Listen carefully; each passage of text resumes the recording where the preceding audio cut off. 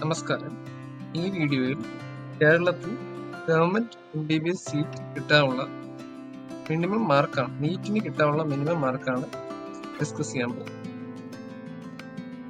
കീം 2024 സംബന്ധിച്ചുള്ള ലേറ്റസ്റ്റ് വിവരങ്ങൾ അറിയാൻ ഈ ചാനൽ മറക്കാതെ സബ്സ്ക്രൈബ് ചെയ്യുക. കീം 2023 അടിസ്ഥാനപ്പെടുത്തിയുള്ള മാർക്ക് റാങ്കുമാണ് ഇവിടെ നൽകിയിരിക്കുന്നത്.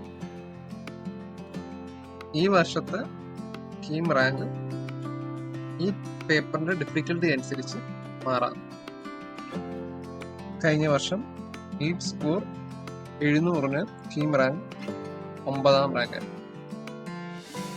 കഴിഞ്ഞ വർഷം ഓൺലൈൻ അലോട്ട്മെന്റ് വഴി കേരളത്തിലെ മികച്ചൊരു മെഡിക്കൽ കോളേജായ കോഴിക്കോട് മെഡിക്കൽ കോളേജിൽ ലഭിച്ച അവസാനത്തെ rank 265 general category MBBS. Thiruvananthapuram medical കോളേജിൽ അവസാനം ലഭിച്ച rank 380 general category MBBS. Reservation കാറ്റഗറികൾക്ക് ലാസ്റ്റ് റാങ്കിൽ വ്യത്യാസം വരുന്നതാണ്. കഴിഞ്ഞ വർഷം കേരളത്തിൽ ഏതെങ്കിലും ഗവൺമെന്റ് മെഡിക്കൽ കോളേജിൽ റിസർവേഷൻ ലഭിക്കാനുള്ള അവസാന റാങ്ക് 850 ആയിരുന്നു. അതിന്റെ കറസ്പോണ്ടിങ് നീറ്റ് സ്കോർ 640 ആണ്.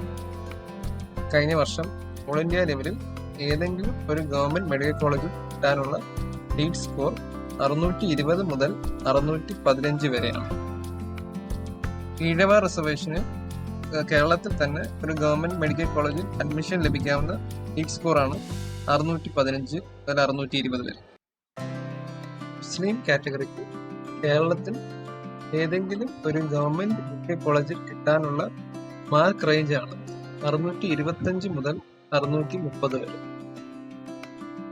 കേരളത്തിൽ ജനറൽ കാറ്റഗറിക്ക് ഏതെങ്കിലും ഒരു സെൽഫ് ഫിനാൻസിങ് കോളേജിൽ അഡ്മിഷൻ ലഭിക്കാനുള്ള അവസാന മാർക്കാണ് 495 മുതൽ 500 വരെ. ഇവിടെ നൽകിയിരിക്കുന്ന മാർക്കുകളും റാങ്കുകളും കഴിഞ്ഞ വർഷത്തെ അടിസ്ഥാനപ്പെടുത്തിയാണ്. ഈ വർഷത്തെ പരീക്ഷയുടെ ഡിഫിക്കൽട്ടി അനുസരിച്ച് മാർക്കിലും റാങ്കിലും വ്യത്യാസം വരാം. കീം നീറ്റ് അടിസ്ഥാനപ്പെടുത്തി എന്തെങ്കിലും സംശയങ്ങൾ ഉണ്ടെങ്കിൽ വീഡിയോയുടെ താഴെ കമന്റ് ചെയ്താൽ റിപ്ലൈ നൽകുന്നതായിരിക്കും.